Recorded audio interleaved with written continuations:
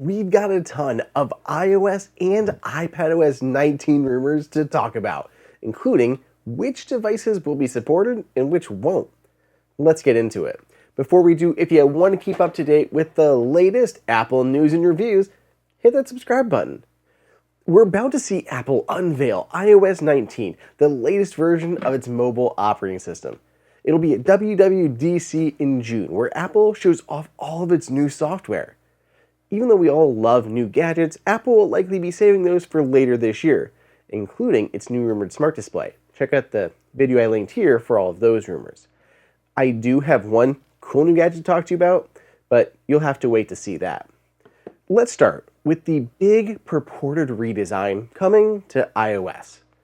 The main goal of this redesign is for Apple to unify its design language across all its devices.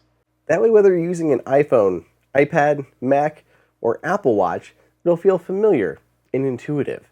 Part of that will mean getting an overall visual refresh, as reported by Bloomberg.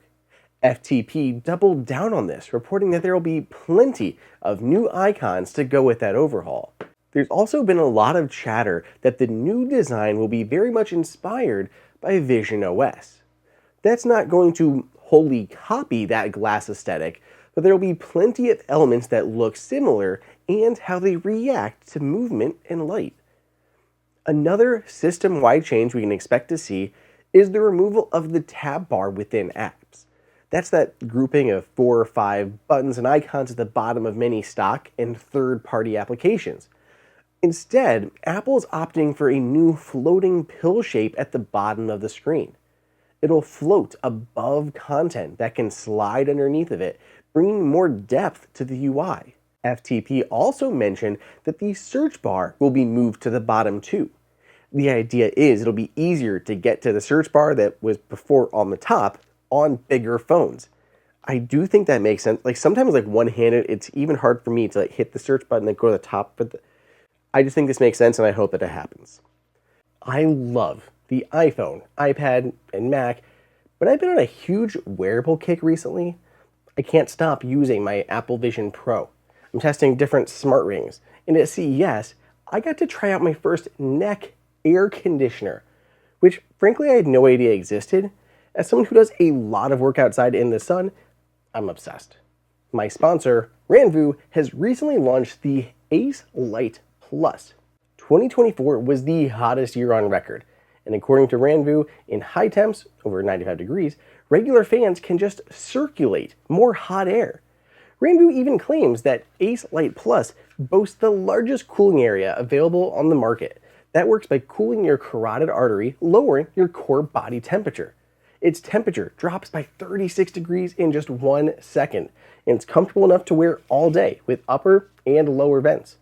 Control it through the buttons here on the side, the companion app, or let it control itself thanks to the AI mode that adjusts on the fly. Do yourself a favor and chill this summer with the Ranvu Ace Light Plus. All this yard work is going to be so much easier this year. Learn more at the link in the description. One of the other bigger redesigns coming is to the camera app. This too is from John Prosser at FTP, who shares images that they mocked up based on what he's seen. It has a large, floating, and semi-transparent box housing the controls, and even a dedicated spatial mode. Finally, icons sound like they will retain their rounded off circular shape. Some early rumors said circle, but that never seemed credible. It really kind of just seemed like a leap that was made based on people saying it was inspired by visionOS, which does have circular icons. Prosser said maybe they're more squircles, but we'll see. Aside from a redesign, Apple Intelligence will surely be a topic.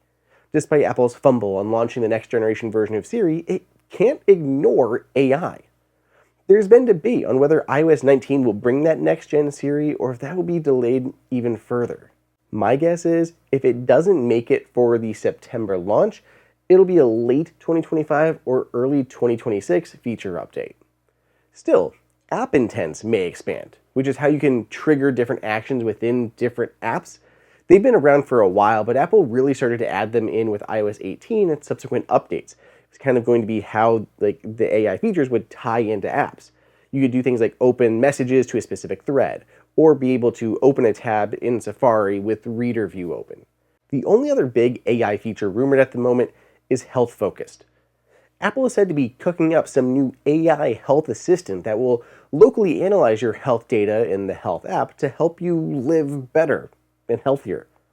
As Apple looks to bolster its services revenue, I wouldn't be surprised if this health coach is tied to a fee and included in iCloud plans. And it would be a perfect tie-in for those with an Apple Watch. Other new AI features are likely coming, though not much else has leaked. Now I know that doesn't seem like a lot so far. Some general redesign, updated icons and keyboard, plus nebulous AI features. But there will certainly be much more on tap. We do have a few iPadOS rumors to talk about though. So on iPad, I'm very excited. See, in April, Bloomberg said that Apple was working on making iPadOS more productivity focused. And then just this week, as I begin working on this video, serial leaker Majin Buu gave a few specific ways that would happen. First, when connected to the Magic Keyboard, iPad will show a new interface with a menu bar at the top, kind of like on the Mac. Then, aligning with Gurman's reporting, there will be Stage Manager 2.0. There are few details other than it will make managing Windows and apps easier and smoother than ever.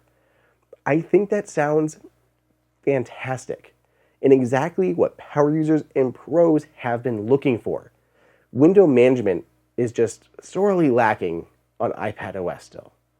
I will say, Buu's been a bit hit or miss on rumors lately, so it's kind of hard to say for sure how accurate these are, but since they do line up with what we've previously heard, I felt they were worth mentioning.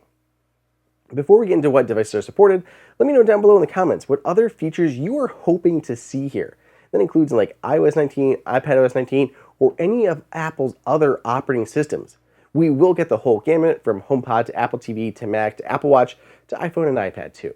So what devices will iOS 19 support? Apple is usually very good at supporting devices 4 years after launch. This time around, sounds like there will be a few devices that lose support. According to a private account on Twitter, iPhone XS, iPhone XS Max, and iPhone XR will not be supported by iOS 19. Those all came out in 2018, so they did get major updates for what, like 7-8 years?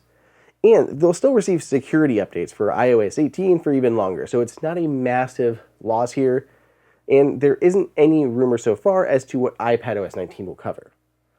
iOS 19 and iPadOS 19 will be released in June at WWDC as a developer beta. A public beta will follow, likely in July. Then a full release will be in September. Let me know down below in the comments what you think of all of these rumors, and again, any other features that you'd like to see. As always, be sure to subscribe for all the latest news, and I'll see you all in the next video.